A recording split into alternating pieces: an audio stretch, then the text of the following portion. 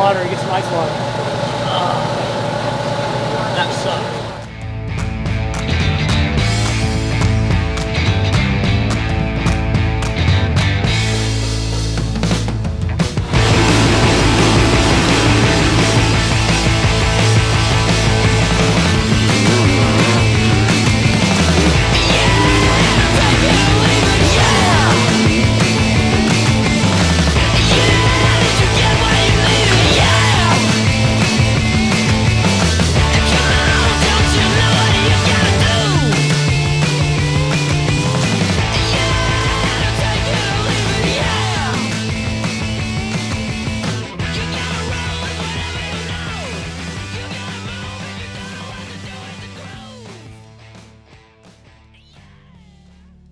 Heading into Hangtown, everyone knew it was going to be hot. We all have the weather app. It's 2025. You don't show up and go, oh, I wonder what we're going to get today.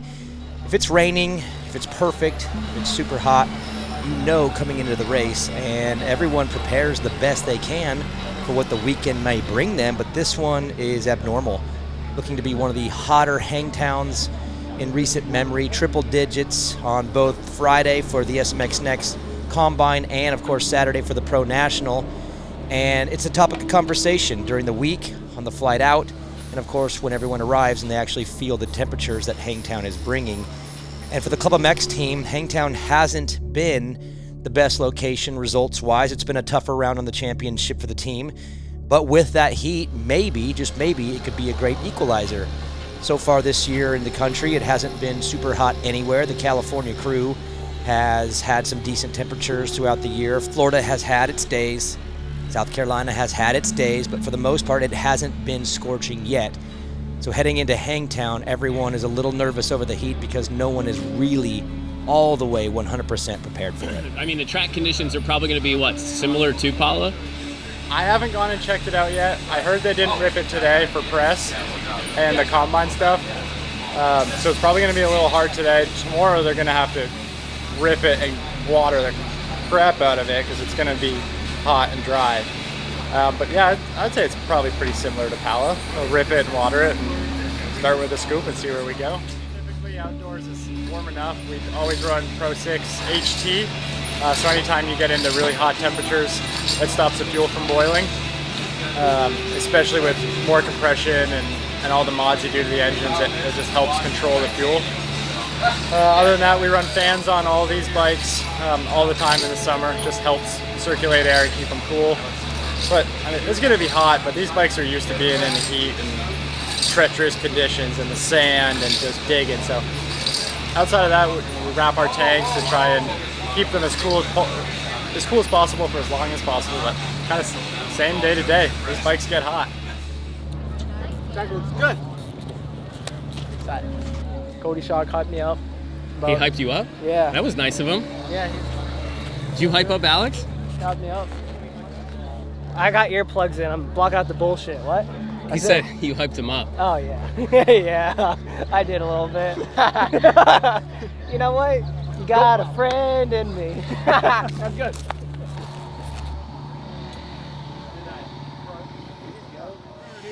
The hardest drive you could. You put the ball in.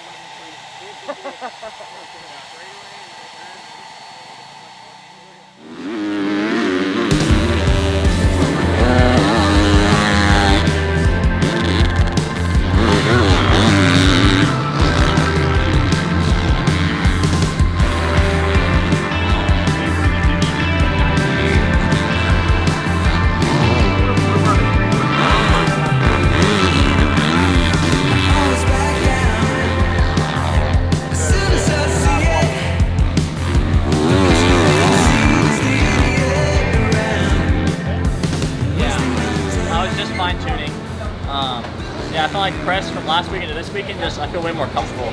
It's way easier to go fast here for me. Like Paulo, when I was doing press, like I was doing some sprint laps, so like I came off like I was doing a sprint lap. Like here, it feels easy to do. So, but also, is that like, I mean, like you're pretty familiar with this track. Yeah, I think that's it. You know, like going down the hills and like going up the hills, I know all the lines. And it's just like I know the speed I can go down the hill. You know, like I know where the limit's at because I've done it so many times. So like I come come down after the rollers, I know where the fast line's going to be, and I can just hit it like this and no wind to let off and stuff. This was a day of firsts for Jessen. First time to the West Coast, first time on a California track, first combine. And talk about the nerves and the pressure of showing up with all those names, these star amateur names that have so many credentials and so many trophies over the years. And Jessen had no issue putting himself right in the fight from the very first qualifier. And you could tell from the first lap that there was a point to be proven. He was focused, he knew exactly what he wanted, and he went out and grabbed it. Speed was not an issue, he was learning the track as fast as anybody. And you could just tell by his attitude when he hit the track that there was something special happening on this day and that he wasn't there just to learn. He was there to do something, and it was very evident from the very first lap that he hit the track on Friday. Moto 1, he was in an absolute battle the entire race, and there was riders in the race that had different moments of freedom, different times to breathe and kind of check up. But for Jesse, he was in the battle from the very first corner to the checkered flag, finishing 4th in the moto. And it was one of the most impressive rides that Jessen has had because he's already shown indoors that he can do it.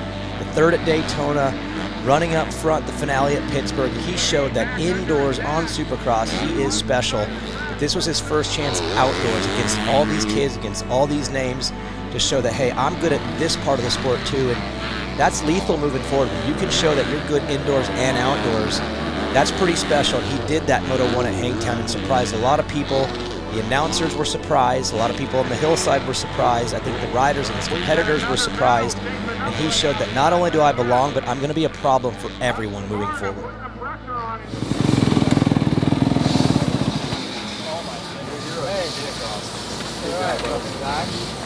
Oh! Hey, hold on. Before you off. Get your shit off. Give me your helmet. Give me this. Give me that. Go out here real quick. Start taking everything off. Nice job. There we go. Hey. That was a battle the whole freaking time. I know, I was just eating release the whole time. Lap.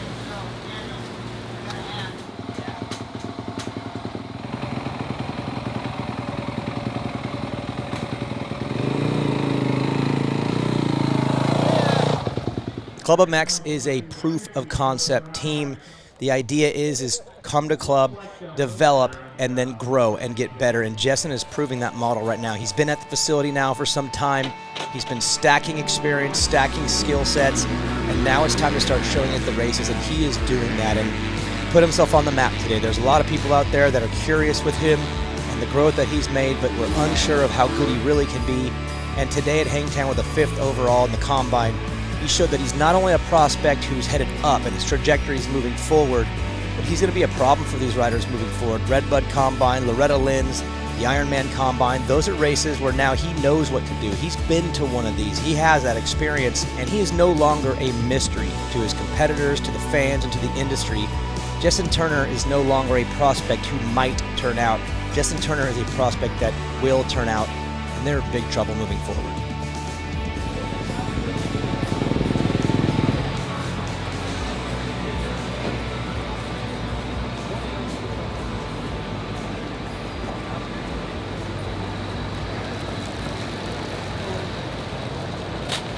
Sold again, Ripper.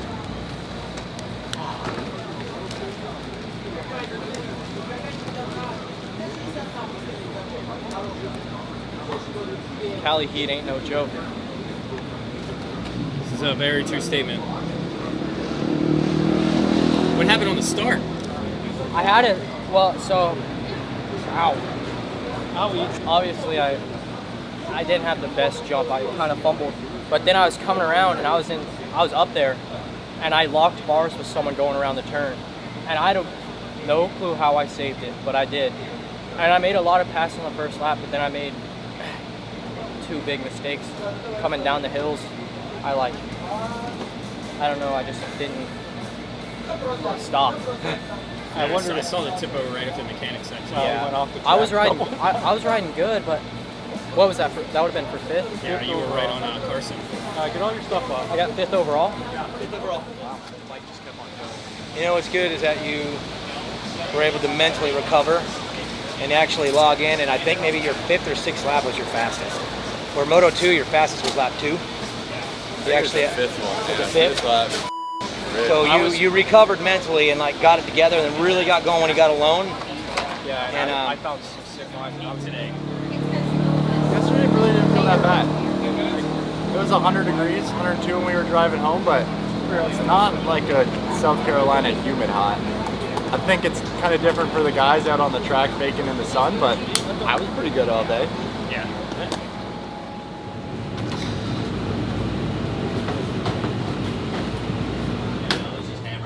There was some lines that were like more deformed and better, but it just got rough. So like the downhills were slower. All the outsides where we were carrying momentum just got completely blown out. So it's just, and there really wasn't much more to do on the track. But I don't know. We'll see. It'll be good for the races. It's gonna be heavy on the start though. There's pretty much one good line around the track. There's like a few spots where there's like you can actually pick an inside or outside, but that's it. There's no like middle or very inside. It's just inside, outside.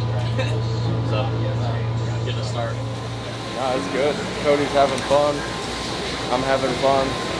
I need redemption at Hangtown. I've had 2 bad years here, so knock on wood. Cody's gonna redeem me. Where'd he end up overall? 11th in that section and then 15th overall. So yeah, I mean that's pretty good for Cody. He's happy. So get a good start and go from there. For Alex, part of the learning process is understanding how the qualifying works, because when Alex is all alone and has the ability to just show his top end speed, he can move on the motorcycle. But in the Pro Nationals, there's a game to be played, and if you get caught up in the wrong game or you're around the wrong pack and you're around the wrong riders and they slow up or they have their issues early, you miss an opportunity to put down a fast lap, and that's what happened with Alex. Is qualifier number 1, while the track was at its best, he didn't get that open opportunity to open up his speed. He was trapped around riders that weren't putting in their fastest laps, that were getting in the way, and before you know it, the checkered flag is out and the leaderboard shows a bad qualifying time. And that's part of what he's doing this summer, is learning each and every week how the game is played. And he learned a valuable lesson at Hangtown, that you've got to sprint early, you've got to be on the wick in those first 5 laps of the day, regardless of the track, whether you know it or not. Get that time in, and then from there, build your racecraft for the rest of the day. And Alex learned that lesson at Hangtown. The 250 class is an absolute cage match right now. The top 20 on the first 2 laps. It's just an absolute war zone. The battling, the position changes, it's happening so fast. And for Max, getting comfortable back into motocross is going to give him the ability to have that early lap racecraft and be able to make the moves that he can make on the motorcycle. But for now, it's going to start with the speed. We've got that covered, check that box. Now it's moving on to the next step. The next step is getting good starts, being aggressive on the first couple laps, getting into that lead group where he can really shine in his speed, and that's going to come little by little each and every week.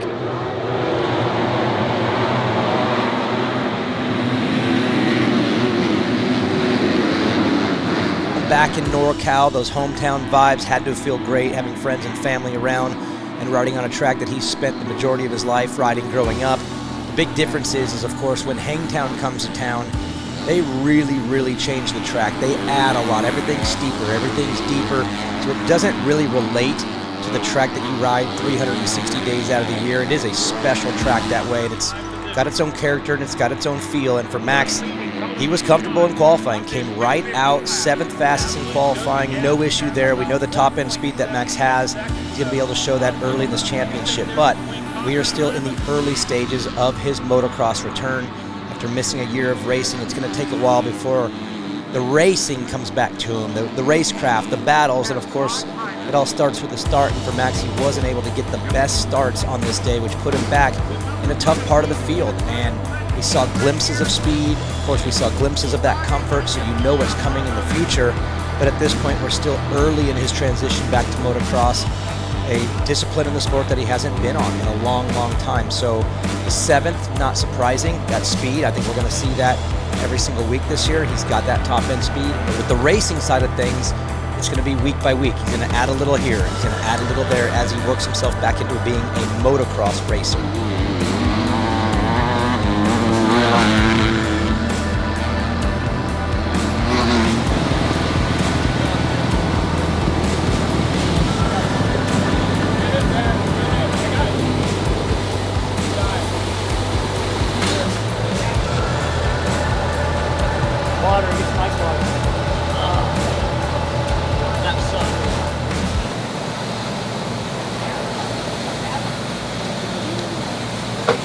Fox Raceway didn't go great for Cody. Not that the riding wasn't good, but the overall result and the goal at hand was not met. For Cody, it's all about points.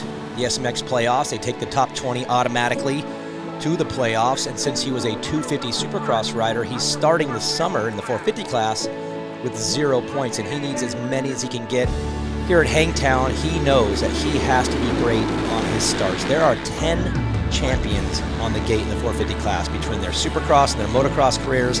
10 champion-level riders on the gate, and you cannot come from the back of the pack and make your way through them. You have got to start up front. And again, with Cody being one of the smarter, grittier, craftier racers on the gate, he knows that for today to go the way he wants it, to get the points that he needs, he's going to have to start up front.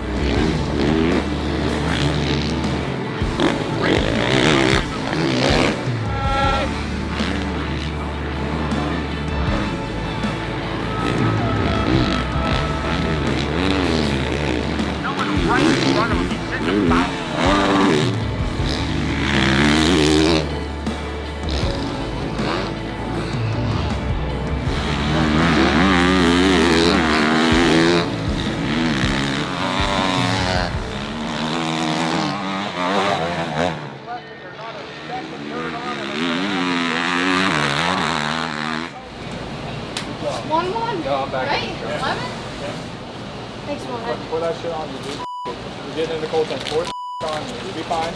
You'll be fine. Good job, dude. Deep breath. Go for deep breath. Well, hey, everybody got tired, but No, Eli didn't. Eli did. Eli did. But you managed it really well. Yeah. You didn't go from 7 to 15. Yeah, Like, you managed your position control. really well. Good control all the way through. That was the Cody shot that I know. Yeah. That was freaking awesome. What that was. Starting up front, you ran up front. That was a dig. All right, Dad, we gotta go.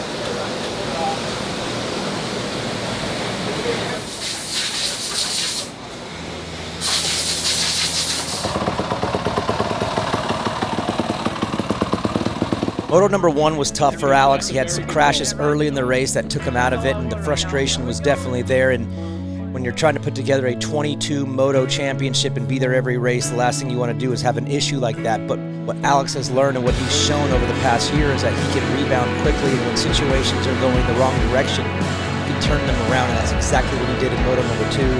39th gate pick, comes around the first corner, deep in the 30s, finds himself just outside of the top 20 by the end of the first lap, fights his way inside of the top 20 by the end of the second and third lap, and then put on a great ride all the way through, pushed his limits all the way to the very end of the moto, and then there they were. For a rider who's a rookie, who's learning his way, who's trying to understand what pro racing is all about, you're looking for opportunities to learn, you're looking for opportunities to grow. When you have 3 factory riders that are that conventional sitting in front of you, 3 laps to go, you're able to go and put your head down and pass each one of them. Those are valuable learning lessons that you don't get every day at the practice track. That's why he's racing the Pro Nationals, is for moments like that.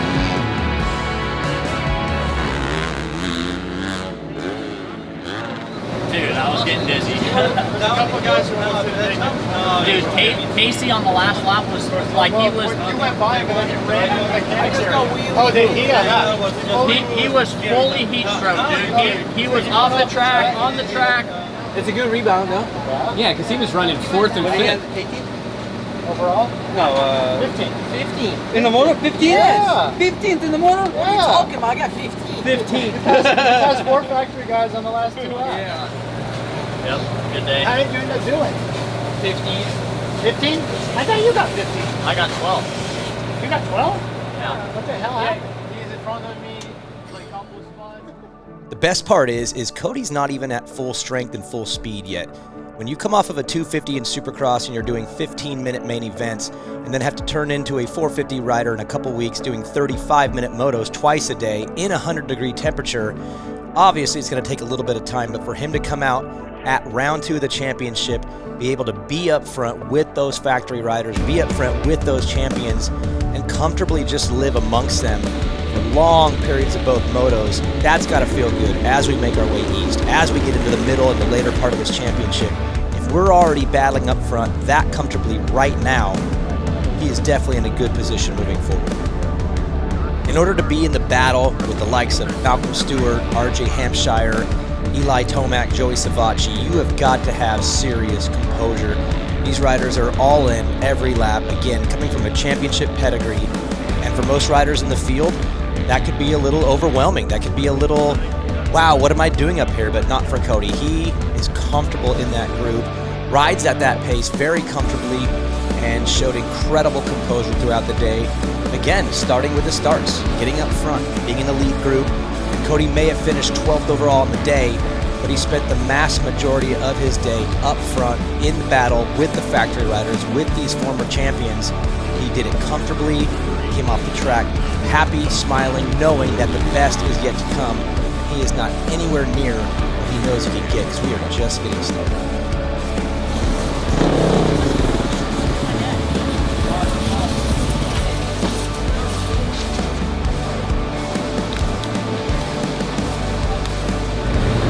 Good. Good job. Way to turn it around. Yeah. And you had a good start that one too. What, came out 6 again? 6 and We were 6? in it, yeah. Yeah. A little bit further back, I think. But Yeah, wheeling up just too much. It's all good.